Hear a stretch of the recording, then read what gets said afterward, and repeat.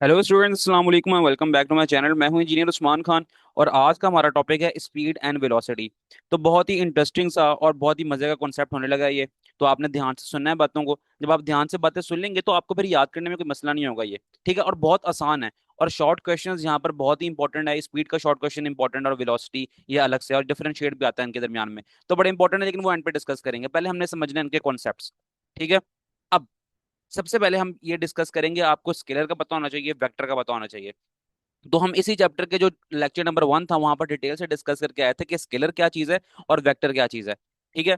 Scalar के बारे में हमें याद था कि हमने पढ़ा था कि स्केलर क्वांटिटी वो होती है जिसको हम डिस्क्राइब करते हैं सिर्फ और सिर्फ मैग्नीट्यूड की बुनियाद पर। और मैग्नीट्यूड क्या था? कोई भी न्यूमेरिकल वैल्यू जिसको हम कह सकते हैं 1 2 3 4 5, कोई भी वैल्यू। ठीक है। और साथ में उसका अप्रोप्रिएट यूनिट। अगर हम डिस्टेंस बता रहे हैं तो मीटर बता देंगे, और अगर हम मैस बता रहे हैं तो किलोग्राम लगा देंगे। ये था मैग्नीट्यूड। और अगर आपको बताऊं, अगर हमने पढ़ा था वहां पर वेक्टर क्वांटिटी, तो वेक्टर क्वांटिटी होती है मैग्नीट्यूड के साथ साथ हमें डायरेक्शन के बारे में भी पता होना चाहिए। तो वेक्टर क्वांटिटी वो होती है जिसमें हमें मैग्नीट्यूड भी पता हो और साथ में हम उसको डायरेक्शन, हमें उसकी डायरेक्शन भी पता हो। तो वेक्टर क्वांटिटी डायरेक्शन और मैग्नीट्यूड की बुनियाद पर एक्सप्लेन की जाती है। अच्छा, ये तो हो गई हैं बातें हमारे पास पुरानी। इसके बाद अब करना क्या है? आपने अगर इससे पिछला लेक्चर नहीं लिया तो कोई बात नहीं है, उसको हम थोड़ा सा रिवाइज कर लेते हैं। वो लेक्चर क्या था? Distance and displacement. तो हमने बात की थी कि जो डिस्टेंस है ना, वो स्केलर क्वांटिटी है। यानी कि सिर्फ और सिर्फ हमें मैग्नीट्यूड पता लग जाए ना तो हमारा काम हो जाएगा, हम एक्सप्लेन कर लेंगे डिस्टेंस को। लेकिन जो डिस्प्लेसमेंट है ना, वो थी हमारे पास क्या? Vector quantity. अब वेक्टर क्वांटिटी के अंदर हमने क्या डिस्कस करना था कि हमारे पास मैग्नीट्यूड भी हो, हमें पता भी होना चाहिए कि हम कोई फासला तय कर रहे हैं तो हम वो फासला कहाँ से कहाँ तक तय कर रहे हैं, इनिशियल पोजीशन से फाइनल पोजीशन में, और उसकी डायरेक्शन क्या है। और उसके अंदर एक और बात हमने ये भी डिस्कस की थी कि हमने शॉर्टेस्ट तरीन डिस्टेंस देखना है जिसको हम डिस्प्लेसमेंट कह रहे थे। ठीक है। तो डिस्टेंस और डिस्प्लेसमेंट में फर्क क्या था? डिस्टेंस था कि हम एक जगह से दूसरी जगह पे जाते हैं, हम कोई भी पाथ अडॉप्ट कर लेते हैं, चाहे हम गलियां गलियां क्रॉस करके जा रहे हो या फिर हम ना 2 3 रोड्स पे ना इधर उधर घूमते घूमते अपनी डेस्टिनेशन पे पहुंच जाएं। ठीक है, वो हो गया हमारे पास डिस्टेंस। लेकिन डिस्प्लेसमेंट होता है शॉर्टेस्ट डिस्टेंस। और डिस्प्लेसमेंट में हमें साथ साथ मैग्नीट्यूड के साथ साथ, यानी कि फासला जितना हमने कवर किया, 1 किलोमीटर 2 किलोमीटर 3 किलोमीटर, उसके साथ साथ हमें डायरेक्शन भी पता हो कि हमने नॉर्थ चले हैं, हम इतना वेस्ट चले हैं, इतना ईस्ट चले हैं, कहाँ किस डायरेक्शन में चले हैं। तो ये हमारे पास था डिस्प्लेसमेंट। बस डिस्टेंस और डिस्प्लेसमेंट ही की बुनियाद पर स्पीड और वेलोसिटी को डिफाइन किया गया है। अब सुनते हैं, हमने पुराने कॉन्सेप्ट डिवाइस कर लिए, अब हम ये सुनते हैं कि स्पीड क्या, वेलोसिटी क्या है। कहता है when we are often interested to know how fast a body is moving. Speed से पता लग रहा है आपको कि आपके जहन में स्पीड सुनते ही फौरन आ रहा होगा कि कोई गाड़ी स्पीड से आपके सामने जूम करती हुई आपके सामने से गुजरी है। ठीक है, कोई बाइक गुजरी है तेज रफ्तारी से। स्पीड सुनते ही यही जहन में आ रहा होगा। तो वो ये बात कर रहा है कि जब भी हम ना इंटरेस्टेड होते हैं इस बात को जानने के लिए कि कोई भी ऑब्जेक्ट कितना तेजी से मूव कर रहा है, तो इसके लिए हम ना एक नई टर्मिनोलॉजी इंट्रोड्यूस करते हैं जिसका नाम है स्पीड। ठीक है। और स्पीड क्या होती है? अगर हमने ये जानना है, ये पता लगाना है कि कोई ऑब्जेक्ट कितनी तेजी से मूव कर रहा है, तो हमें ये देखना पड़ेगा कि वो कितना डिस्टेंस कवर करता है, कि वो कितना फासला तय कर रहा है इन यूनिट टाइम, किसी भी स्पेसिफिक टाइम के अंदर। अभी समझेंगे स्पेसिफिक टाइम का मतलब क्या है। अच्छा, आपने अभी तक ये समझा, आपने कहा कि अगर हमने किसी भी चीज का अंदाजा लगाना हो कि वो कितनी तेजी से मूव कर रही है, तो फिर हम कहेंगे कि हमें पता होना चाहिए कि उसने कितना फासला कवर किया है और कितनी देर में कवर किया है। ठीक है, ये पता होना चाहिए आपको। तो इसी को तो हम कहते हैं स्पीड। तो यही हमारे पास स्पीड होती है। अब स्पीड में हमने दो चीजें पढ़ी हैं, डिस्टेंस एंड टाइम। तो हम उससे उसको इसी तरह डिफाइन कर देंगे। कहते हैं speed is equal to distance over time. Distance S, distance को हम रिप्रेजेंट करेंगे एस से। स्पीड को एस से हरगिज नहीं करना, स्पीड की रिप्रेजेंटेशन है वी। ठीक है। स्पीड को हम करते हैं वी से रिप्रेजेंट और डिस्टेंस को हम करते हैं एस से रिप्रेजेंट। नहीं भूलना, किसी सूरत नहीं भूलना इसको। ठीक है। और टाइम को हम करते हैं टी से। ये तो हम पुरानी बात है, हम पढ़ के आ चुके हैं। स्पीड वी, डिस्टेंस एस और टाइम टी। अब हमारे पास फॉर्मूला बन गया स्पीड का, v is equal to S over T. और फिर अगर हम ये चाहें, अगर हम मैथ की तरह s को यहाँ पर रहने दें और इस t को ना इक्वल टू की तरफ ले जाएं, तो ये जो t है ना v से मल्टीप्लाई हो जाएगा, तो हमारे पास रिलेशन बन जाएगा s is equal to V T. यहां तक बात होगी हमारे पास क्लियर। और ये एक और बात बता दूं कि आपको स्पीड क्या होती है। स्पीड जो होती है वो स्केलर क्वांटिटी होती है, और वेलोसिटी जो हम आगे पढ़ेंगे वो होती है वेक्टर क्वांटिटी। ठीक है। अभी तक हमें सिर्फ स्पीड में यही पता लगा कि किस बंदे ने कितना फासला कवर किया और कितने टाइम में कवर किया। लेकिन आपने नोट की होगी ये बात, हमने ये चीज हरगिज डिस्कस नहीं की है कि किस बंदे ने कितना फासला कवर किया, कितनी देर में किया, और साथ साथ उसकी डायरेक्शन क्या थी। हमने ये बात अभी नहीं डिस्कस की। जब तक हम डायरेक्शन को डिस्कस नहीं करें, इट मींस कि हम स्पीड तक हैं। लेकिन जहां पर हम डायरेक्शन को डिस्कस कर लेंगे, तो वहां पर हम बात करेंगे किसकी? वेलोसिटी की। डायरेक्शन को कर लेंगे, साथ साथ क्या करेंगे, हम पुरानी चीजें जो कि हमारे पास है, मैग्नीट्यूड, उसको भी डिस्कस करेंगे, तो हमारे पास हो जाएगा क्वांटिटी कौन सी, वेलोसिटी। अभी वेलोसिटी को भी डिफाइन करते हैं। और एक बात और बता दें, चलिए ठीक है, अभी ये वेलोसिटी पढ़ते हैं ना, तो फिर एक बात और डिस्कस करेंगे यहाँ पर, बड़ी इंपॉर्टेंट। यहाँ पर कहता है कि स्पीड जो है ना स्केलर क्वांटिटी, ये बता दी हमने, क्योंकि यहाँ पर हमने डायरेक्शन कहीं पर भी नहीं देखी, हमने जस्ट मैग्नीट्यूड देखा है। जस्ट हमने मैग्नीट्यूड देखा है। और मैग्नीट्यूड, चलो जो भी स्पेलिंग लिखी है ये खैर छोड़ो। इसका ऐसा यूनिट होता है मीटर पर सेकंड या फिर किलोमीटर पर आवर। अब मैं मीटर पर सेकंड बताता हूँ आपको कि किस तरह आया। डिस्टेंस आपने एक पढ़ी है, ये हमारे पास एक बेस क्वांटिटी थी, ठीक है। तो बेस क्वांटिटी का यूनिट क्या था, आप कहेंगे मीटर था। और टाइम का क्या था? टाइम का था सेकंड। ठीक है, ये डिवाइडेड बाय टाइम लिखा हुआ है ना, तो ओवर एस आ जाएगा। अब अगर हम एम लिखे यहाँ पर और एस को अगर हम ऊपर ले आए, तो एस हमारे पास हो जाएगा इनवर्स में। कोई भी चीज अगर हम नीचे से ऊपर लेके जा रहे हैं, ऊपर से नीचे लेके आ रहे हैं, तो उसकी पावर में साइन चेंज हो जाते हैं। ये मैंने चैप्टर 1 के न्यूमेरिकल्स के दौरान समझाया था। तो ये हो गया हमारे पास मीटर पर सेकंड। तो हम कहेंगे कि स्पीड का ऐसा यूनिट होता है मीटर पर सेकंड। अच्छा, मीटर पर सेकंड तो हम उस केस में डिस्कस करते हैं ना कि जब हमने थोड़ा सा फासला कवर किया हो। लेकिन जब हमने ज्यादा फासला कवर करना हो, लाहौर से हमने दूसरे शहर जाना हो, ठीक है, लाहौर से बाहर फैसलाबाद जाना हो या पिंडी जाना हो, तो हम वहां पर एक बड़ा यूनिट इस्तेमाल करेंगे जिसको हम कहेंगे किलोमीटर पर आवर। सेकंड को अब हमने और में लिख दिया और मीटर को हमने लिख दिया किलोमीटर में, क्योंकि हम बड़े यूनिट की बात कर रहे हैं यहाँ पर, ज्यादा फासला कवर करने की। और ज्यादा टाइम, कितना टाइम, ज्यादा टाइम हमें लगा, तो उसको हम डिस्कस करेंगे, तो हम किलोमीटर पर आवर यूज कर लेंगे। तो फिर हमारे पास ऐसा यूनिट स्पीड का हो गया मीटर पर सेकंड और किलोमीटर पर आवर। जब भी हमें न्यूमेरिकल्स में किलोमीटर पर आवर के अंदर वैल्यू गिवन होगी ना, तो हमने न्यूमेरिकल में कंडीशन के हिसाब से कन्वर्ट करना है मीटर पर सेकंड के अंदर। और ये किस तरह करेंगे, बस ये दो बातें याद रख लो, मैं भी सिखाऊंगा नहीं यहाँ पर कि किस तरह करेंगे, न्यूमेरिकल्स में ही देखेंगे वो। बस आप ये याद कर लो कि किलोमीटर जो है ना और मीटर, इनका रिलेशन क्या है। आप कहेंगे कि 1 किलोमीटर बराबर होता है 1,000 मीटर के, ठीक है। और सेकंड में फर्क क्या है कि एक और बराबर होता है, 1 घंटे के अंदर 60 मिनट होते हैं और 1 मिनट में 60 सेकंड होते हैं, तो 3600 सेकंड्स बन जाते हैं।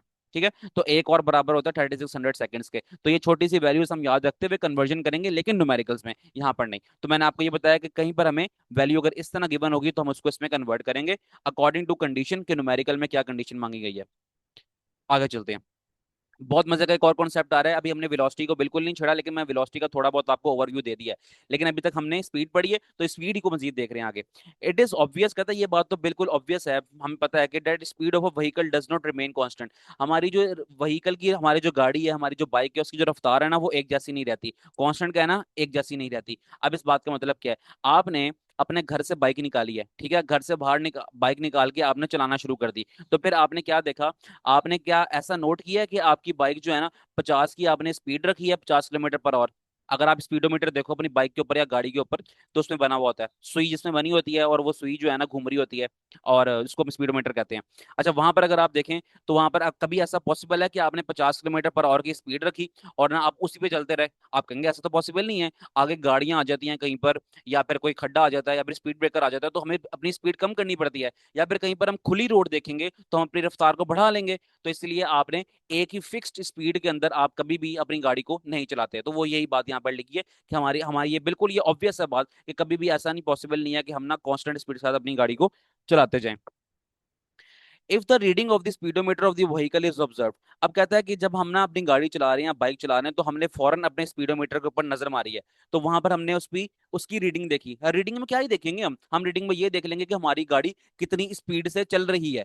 इट इज ऑलवेज चेंजिंग, तो हम देखेंगे कि वो हमेशा चेंज हो रही है। ठीक है, आप तेज करेंगे तो गाड़ी की स्पीड 100 पे चली जाएगी, आप हल्की करेंगे तो गाड़ी की स्पीड 50 पर आ जाएगी, आप और हल्की करेंगे तो गाड़ी की स्पीड 20 पर आ जाएगी। चेंज हो रही है ना, बिल्कुल वही बात कर रहा है। The speed of a vehicle that is shown by it's speedometer at any instant. अब कहता है कि आपने ना एक एनी इंस्टेंट यानी किसी भी टाइम पर, ठीक है, आप अपनी धुन में गाड़ी चला रहे हैं, लेकिन एकदम आपका देर में ख्याल आया कि यार चलो मैं देखूं मैं कितनी स्पीड से गाड़ी चला रहा हूँ, तो फौरन आपने अपनी नजर मारी स्पीडोमीटर के ऊपर, गाड़ी के स्पीडोमीटर के ऊपर जो स्पीड बताता है हमें, आपने वहां पर नजर मारी। जैसे ही आपने नजर मारी ना, तो आपको जो भी वहां पर रीडिंग नजर आएगी, वहां पर आपको जो भी स्पीड नजर आएगी, उसको हम कहते हैं इंस्टेंटेनियस स्पीड। ठीक है, इन इंस्टेंटेनियस स्पीड।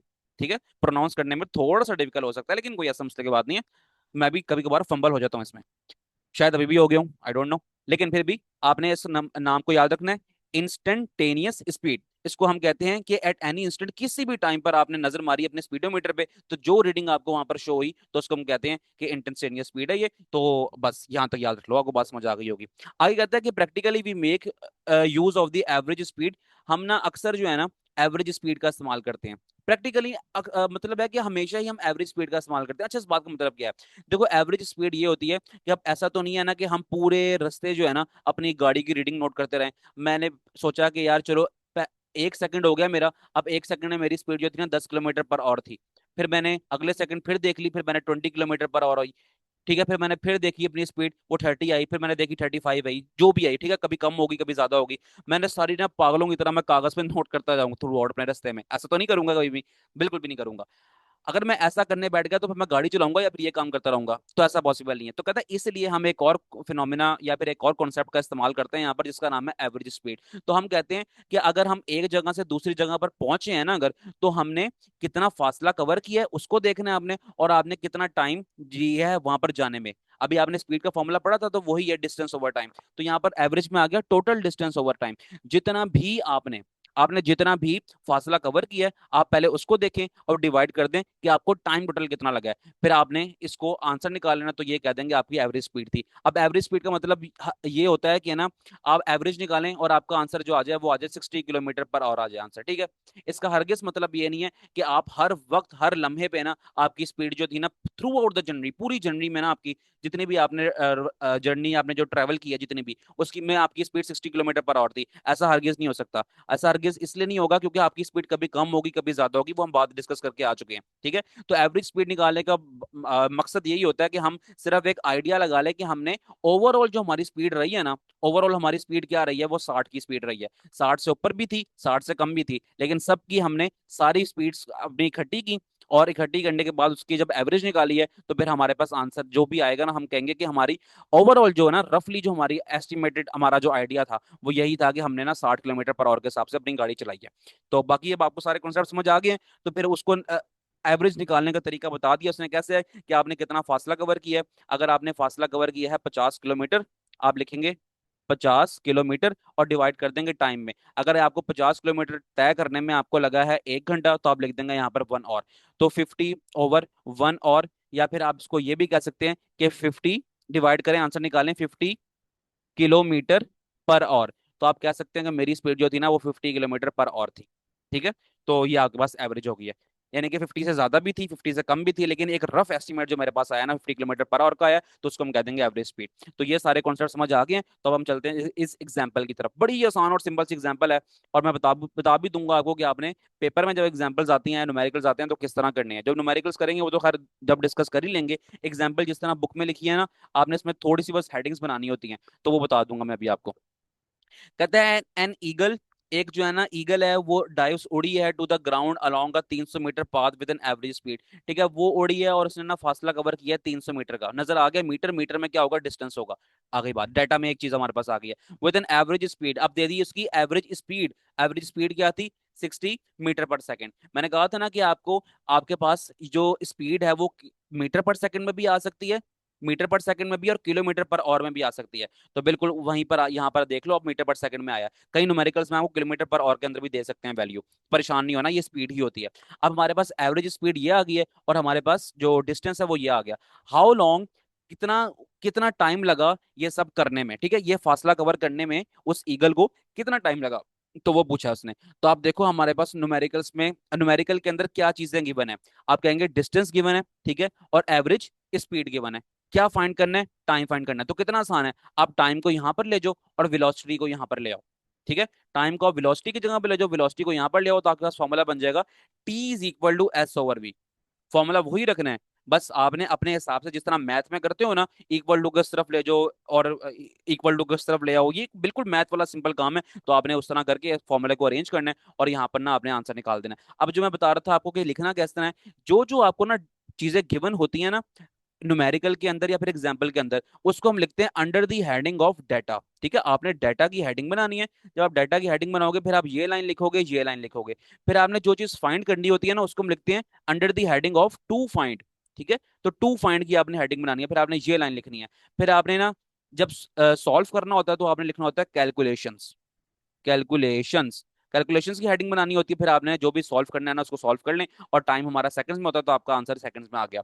होप सो आपकी बातें समझ आ गई होंगी। यहाँ छोटी सी एक साइड इन्फॉर्मेशन लिखी हुई है, उसमें कहता है कि माउंट सेंट हेलेंस एरप्टेड इन 1980। अच्छा, माउंट सेंट हेलेंस है, ये इरप्ट हो गया, यानी कि ना जमीन में से लावा निकल के, अक्सर आपने इमेजेस वगैरह में देखा होगा, जब लावा फटता है तो फिर उसके अंदर से ना कहता है कुछ रॉक्स निकले हैं, और उन रॉक्स की जो स्पीड थी ना, सॉरी, उन रॉक्स की जो वेलोसिटी थी वो थी 40 किलोमीटर पर आवर। अब यहाँ पर वेलोसिटी का जिक्र किया है, स्पीड का क्यों नहीं किया, इस बात पे मैं दोबारा आऊंगा जब मैं वेलोसिटी पढ़ा दूंगा। ठीक है, अब हम चलते हैं यहाँ पर वेलोसिटी की तरफ। वेलोसिटी यहाँ पर पढ़ते हैं, पहले स्टार्ट में था स्पीड। अब याद रखना, मैंने स्टार्टिंग में बताया था कि स्पीड और वेलोसिटी में फर्क क्या है, कि वेलोसिटी जो है वो वेक्टर क्वांटिटी है, यानी कि यहाँ पर हम डिस्प्लेसमेंट का जिक्र करेंगे। वहां पर हम किसका जिक्र कर रहे थे, वहां पर हम कर रहे थे किसका, डिस्टेंस का, स्पीड के केस में, और यहाँ पर हम करेंगे डिस्प्लेसमेंट का जिक्र। अब डिस्टेंस का क्यों कर रहे थे, क्योंकि डिस्टेंस स्केलर क्वांटिटी थी, और हमारे पास जो स्पीड है वो भी स्केलर क्वांटिटी होती है। यहाँ पर वेलोसिटी जो है वो वेक्टर क्वांटिटी है, और हम वो यहाँ पर एक वेक्टर क्वांटिटी जिसका नाम डिस्प्लेसमेंट है तो उसका इस्तेमाल करेंगे। तो यहाँ पर आप समझ सकते हो, फौरन समझ लोगे कि जो वेलोसिटी है ना, यहाँ पर मैग्नीट्यूड का भी जिक्र होगा, मैग्नीट्यूड का भी जिक्र होगा, और साथ साथ हमें किसका जिक्र होगा, डायरेक्शन का भी जिक्र होगा। ठीक है, हम शॉर्टेस्ट डिस्टेंस ट्रेवल करने की बात करें और किस डायरेक्शन में कर रहे हैं उसका जिक्र भी यहाँ पर करेंगे। तो हम पढ़ते हैं, the speed of an object does not tell anything about the direction. तो जो स्पीड है ना, आपने नोट करके ही आए होगे अभी आप, कि वो डायरेक्शंस के बारे में हमें कुछ नहीं बताती। To take into the account the direction the vector concept is needed. कहता है अगर हमने डायरेक्शन के बारे में भी आगाही लेनी है, समझना है ना, तो हमें इसके लिए वेक्टर का कॉन्सेप्ट चाहिए। अब वेक्टर का कॉन्सेप्ट क्या था, मैग्नीट्यूड प्लस डायरेक्शन, बस ये में ले आओ फॉरन। For this we have to find the displacement D between the initial and final position. तो डिस्प्लेसमेंट डी हमने फाइंड करना होगा इनिशियल पॉइंट से और फाइनल पॉइंट से। आपको याद है मैंने बताया था कि इनिशियल से लेकर फाइनल पॉइंट तक अगर आप ट्रेवल कर रहे हो, ठीक है, अगर आप जा रहे हो, तो ये आपके पास क्या है, ये डिस्प्लेसमेंट है। और मैंने एक और मजे का कॉन्सेप्ट बताया था आपको, कि अगर आप फाइनल से, इनिशियल से फाइनल पे गए और फाइनल से दोबारा इनिशियल पे आए, तो आपका डिस्प्लेसमेंट जीरो कहलाएगा। ठीक है, क्या कहलाएगा, जीरो कहलाएगा, क्योंकि आप पंजाबी का मुहावरा आपने सुना होगा, जिथे दी खोती होते अनखलोती। ठीक है, तो ये वो वाला काम हो रहा है यहाँ पर। तो अगर आप वापस उसी जगह पे आ जाओगे ना जहाँ से चले थे, तो आपने हालांकि डिस्टेंस तो बहुत सारा ट्रेवल कर लिया, जाने में आपने 100 मीटर लिए होंगे, वापसी में आपने 100 मीटर लिए होंगे, लेकिन डिस्टेंस के केस में 200 मीटर डिस्टेंस किया होगा, लेकिन डिस्प्लेसमेंट के केस में आपका डिस्प्लेसमेंट 0 मीटर्स होगा। तो ये भी कॉन्सेप्ट भी आपको जेन में रखना है। बहरहाल ये मैं जिक्र करके आ चुका था डिस्टेंस एंड डिस्प्लेसमेंट वाले कॉन्सेप्ट के अंदर। अब कहते हैं the net displacement of a body in unit time is called velocity. Net displacement of a body, किसी भी बॉडी ने, किसी भी बॉडी ने अपनी जगह चेंज की है, ठीक है, किसी भी बॉडी ने अपनी जगह चेंज की इन यूनिट टाइम, कितने टाइम के अंदर की, उसको हम कहते हैं वेलोसिटी। ठीक है, अब असल में ना यूनिट टाइम जो है ना, एक ऐसी टर्म है जो कि डेफिनेशंस के अंदर हम इस्तेमाल करते हैं। तो इस बात का मतलब ये होता है, यूनिट टाइम का मतलब होता है कि आप डिवाइडेड बाय टी कर रहे हो। ठीक है, न्यूमेरिकली हम, या फिर फॉर्मूला अगर हम देखें तो हम डिवाइड बाय टी को ही हम कहते हैं यूनिट टाइम। ठीक है, एक टाइम के अंदर, अब टाइम की मिकदार होती है ना, टाइम की मिकदार हो सकती है, सेकंड भी हो सकती है, मिनट भी हो सकती है, और भी हो सकती है। तो यूनिट टाइम, टाइम की मिकदार की बात हो रही है यहाँ पर, एक सेकंड या एक और, या फिर कुछ भी आप ले लो, जितने भी ले लो। ठीक है, तो उसने कितना डिस्प्लेसमेंट कवर किया है, अब डिस्प्लेसमेंट कवर किया है, वहां पर था कि कितना डिस्टेंस कवर किया है कितने टाइम में, स्पीड के अंदर। यहाँ पर हमारे पास था कितना डिस्प्लेसमेंट कवर किया कितने टाइम के अंदर। और फर्क साफ वाजे होगा कि हम स्पीड को, जब हम स्पीड के अंदर हम ना यहाँ पर लिख रहे होंगे डिस्टेंस, और वेलोसिटी के अंदर हम यहाँ पर लिख रहे हैं डिस्प्लेसमेंट, क्योंकि यहाँ पर हम डायरेक्शन को भी डिस्कस करेंगे, और वहां पर हम डायरेक्शन को डिस्कस नहीं कर रहे थे। तो वो स्केलर क्वांटिटी थी, और ये हमारे पास वेक्टर क्वांटिटी है। If a body moves from point A to B along a curve path as shown in figure 2.11। अभी हम देख के आते हैं कि ये 2.11 फिगर क्या थी।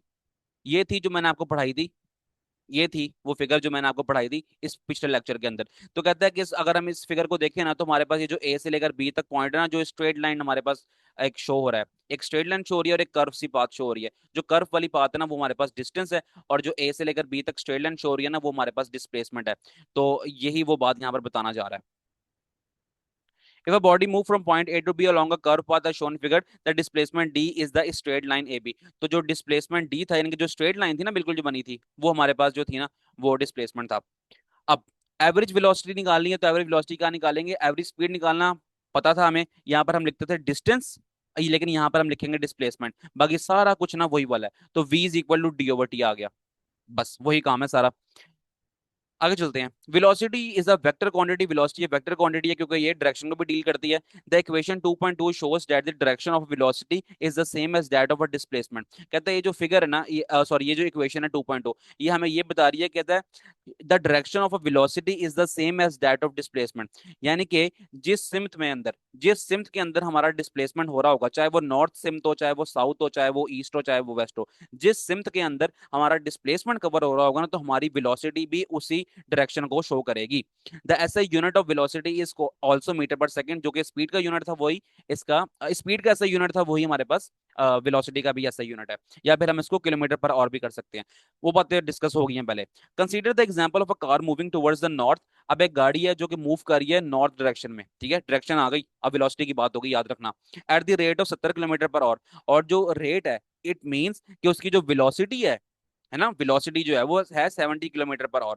अब रेट का मतलब भी यही होता है कि आप देखें यहाँ पर किलोमीटर लिखा है ना, तो हमें बात कर रहा होगा ऊपर डिस्प्लेसमेंट की बात कर रहा होगा, डिस्प्लेसमेंट की बात कर रहा होगा, और डिवाइड बाय और हो रहा है, तो इस बात का मतलब है कि हम यहाँ पर जिक्र कर रहा होगा वो टाइम का। तो डिस्प्लेसमेंट ओवर टाइम क्या होता है, आप कहेंगे सर वेलोसिटी होता है, तो हम उसी की तो बात कर रहे हैं। कहता है रेट यानी कि velocity, velocity is equal to displacement over time. और यहाँ पर डायरेक्शन दे दी, सारे सारे पैरामीटर्स कवर हो गए हैं। तो differentiate between speed and velocity we shall say that the speed of the car is 70 kilometre per hour. कहता है अगर आपने एक सिंपल एग्जांपल के साथ आपने डिफरेंशिएट करना है ना, किन दो चीजों में, स्पीड और वेलोसिटी में, तो आप इसी तरह इसको डिफरेंशिएट कर सकते हो कि अगर हम बात कर रहे हैं कि रेट जो है ना वो 70 किलोमीटर पर आवर है, यानी कि अगर आप जस्ट ये बात करोगे ना कि गाड़ी की जो रफ्तार है ना वो 70 किलोमीटर पर आवर है, तो आप कहेंगे कि आप स्पीड का जिक्र कर रहे हैं। लेकिन अगर आप ये कह देंगे ना कि गाड़ी की रफ्तार 70 किलोमीटर पर आवर है और वो गाड़ी मूव कर रही है नॉर्थ में, ठीक है, यहाँ दिया हुआ ना नॉर्थ में, तो वो यही बात कर रहा है। अगर आप ये भी बोल दोगे ना, तो आप कहोगे कि आप, अब हम वेलोसिटी का जिक्र कर रहे हैं, ठीक है। The velocity of a car is a vector quantity. अब वेलोसिटी जो है वेक्टर क्वांटिटी है, whose magnitude is 70 kilometre per hour and directed towards the north. कहता है अब आपने यहाँ पर रफ्तार भी बता दी, यानी कि मैग्नीट्यूड भी बता दिया, और साथ साथ आपने उसकी डायरेक्शन जो कि नॉर्थ है वो भी बता दी, तब आप कहेंगे कि अब आप प्रॉपरली वेलोसिटी को डिफाइन कर रहे हैं, जो कि एक वेक्टर क्वांटिटी है। होप सो ये बातें समझ आ गई होंगी। लेकिन मैं आगे बढ़ने से पहले ना एक छोटी सी बात आपसे पूछना चाह रहा हूँ। अच्छा, वो बात ये है, यहाँ पर लिखा हुआ है क्वेश्चन ब्रेन टीजर के नाम से, the car while moving on a circular road may have constant speed but it velocity is changing. देखो बात क्या कर रहा है, ये गाड़ी है, ये गाड़ी ना सर्कुलर मूव कर रही है ऐसे सर्कल में, ठीक है। कहता है गाड़ी जो है ना सर्कुलर मूव कर रही है, ठीक है, मे हैव कांस्टेंट स्पीड, हो सकता है कि इस गाड़ी की स्पीड जो है ना 50 किलोमीटर पर आवर है, ठीक है, मुसलसल घूमती जा रही है ना ये, तो एक ही स्पीड से घूमती जा रही है, जिसको हम कांस्टेंट स्पीड कह रहे हैं, एक ही स्पीड से घूमती जा रही है। लेकिन इसकी but its velocity is changing at every instant, लेकिन इसकी वेलोसिटी मुस्तकिल तौर पर ना चेंज होती जा रही है, लेकिन जो इसकी स्पीड है ना वो तो सेम है, 50 किलोमीटर पर आवर। गाड़ी एक पॉइंट पर थी, अगर ये सर्कुलर पाथ में मूव कर रही है इस तरह, तो गाड़ी इस पॉइंट पर थी, वहां पर भी उसकी 50 किलोमीटर पर आवर थी स्पीड, यहाँ पर भी 50 किलोमीटर पर आवर है, यहाँ पर भी, यहाँ पर भी, हर जगह पे, ठीक है। लेकिन इसकी वेलोसिटी कंटिन्यूअसली चेंज हो रही है, इस बात का मतलब क्यों है और वाई, आप जवाब दें इसका, ठीक है। तो आइए बात समझ, अगर आपको कॉन्सेप्ट समझ आ गया तो आप कहेंगे हाँ हमें बात समझ आ गई है।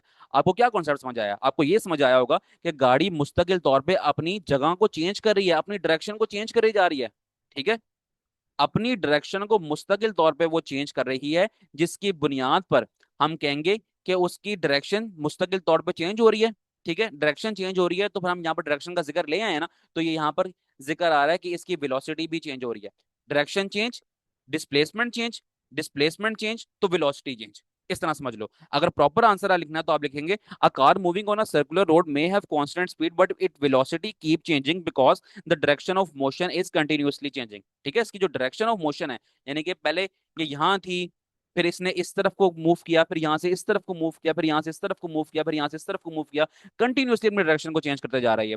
Since velocity depend upon magnitude and direction, आप लिख लें साथ साथ, आंसर बस यही है इसका। सिंस वेलोसिटी डिपेंड करती है मैग्नीट्यूड पे और डायरेक्शन पे, and direction, any change in direction means a change in velocity even if the speed remains the same.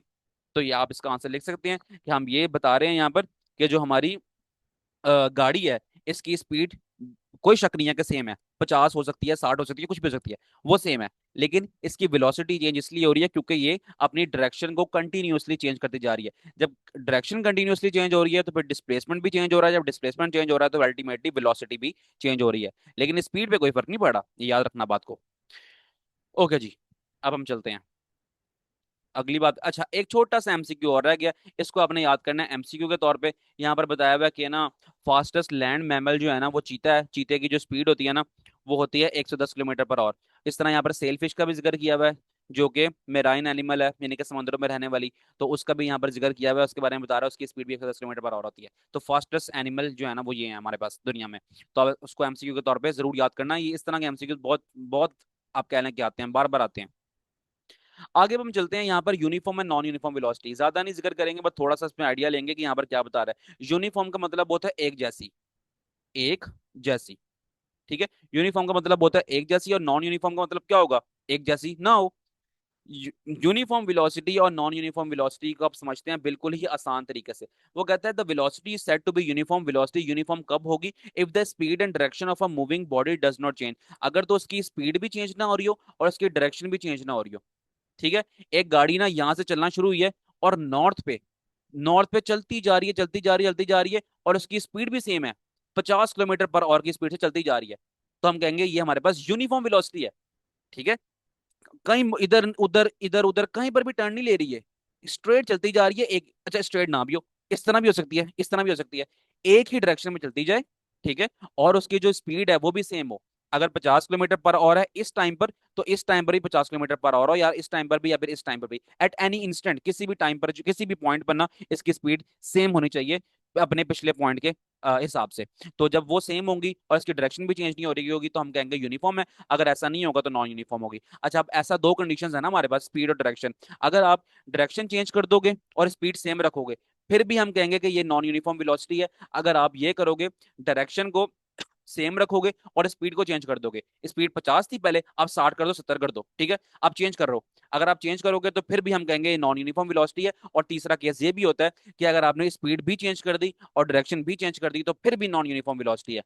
तो ये आइडियल सही केस बन गया एक, कि आपकी स्पीड भी सेम रहनी चाहिए और आपकी डायरेक्शन भी सेम रहनी चाहिए, तो फिर ही आप कहेंगे कि आपकी जो ओवरऑल जो आपकी वेलोसिटी है ना वो यूनिफॉर्म वेलोसिटी है।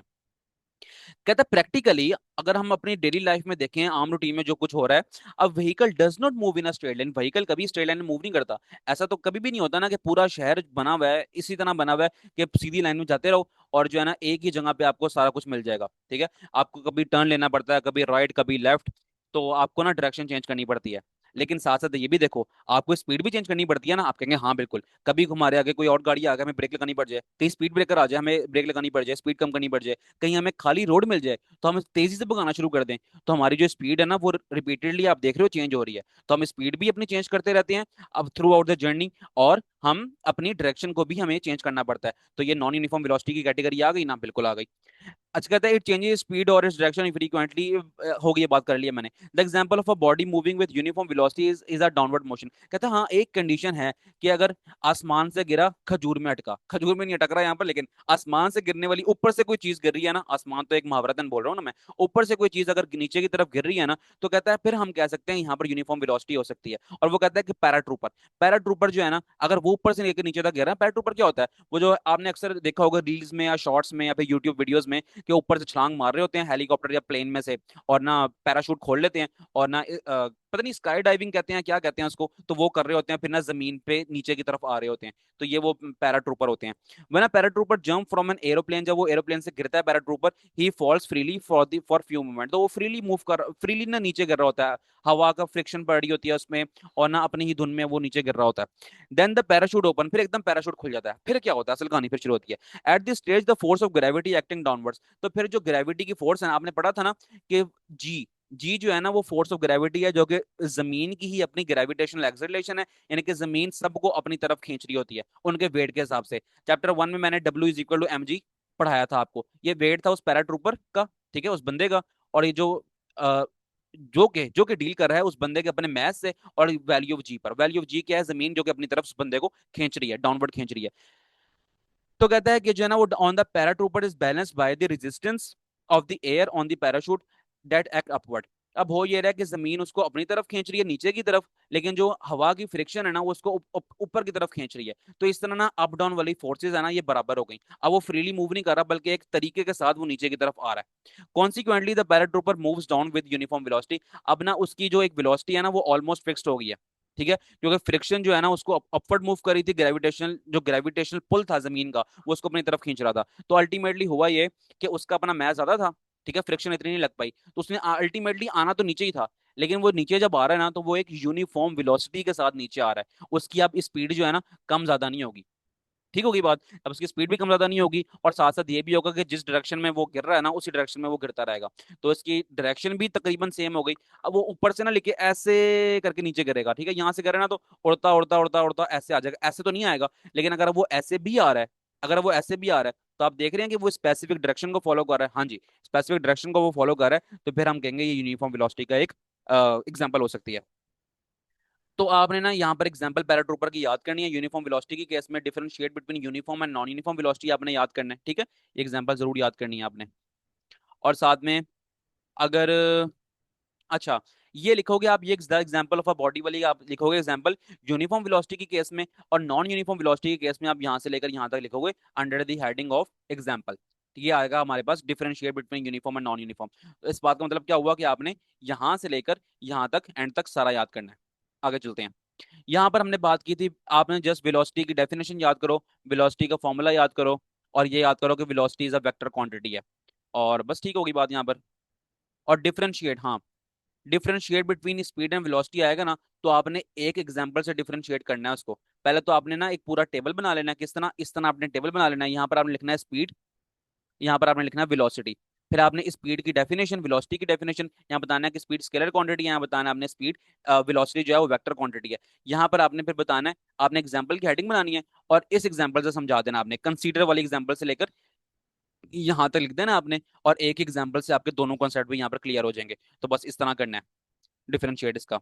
बाकी एक में आप फॉर्मूला बता दो, हाँ बाकी मैंने बातें बताई दी हैं सारी आपको, एमसीक्यू के लिए आप याद कर लो, ये चीते की और जो सेल फिश के बारे में बताया हुआ स्पीड, और ये क्वेश्चन मैंने आपको डिक्टेट करवा दिया पूरा, इसको भी आप याद कर लो। बाकी अगर कोई भी और सवाल है तो मुझसे पूछ लेना कमेंट सेक्शन में, बाकी इस लेक्चर को हम करते हैं खत्म, और मिलते हैं आपसे नेक्स्ट वीडियो में। अगर वीडियो पसंद आई है तो आपने लाइक करना, चैनल को करना सब्सक्राइब, डिस्क्रिप्शन में प्लेलिस्ट का लिंक मिल जाएगा आपको, वहां पर आपको तमाम लेक्चर्स मिल जाएंगे क्लास 9 के, ठीक है, तमाम लेक्चर्स आपको मिल जाएंगे वहां पर। कोई भी लेक्चर अगर आपने लेना हो फुल बुक में से, चाहे वो एक्सरसाइज के कोई भी टॉपिक हो, शॉर्ट क्वेश्चंस हो, लॉन्ग हो, एमसीक्यूज हो, चाहे चैप्टर के बीच में कोई लेक्चर हो, तो सब कुछ आपको वहां से मिल जाएगा। तो मिलते हैं नेक्स्ट वीडियो में। अल्लाह हाफिज।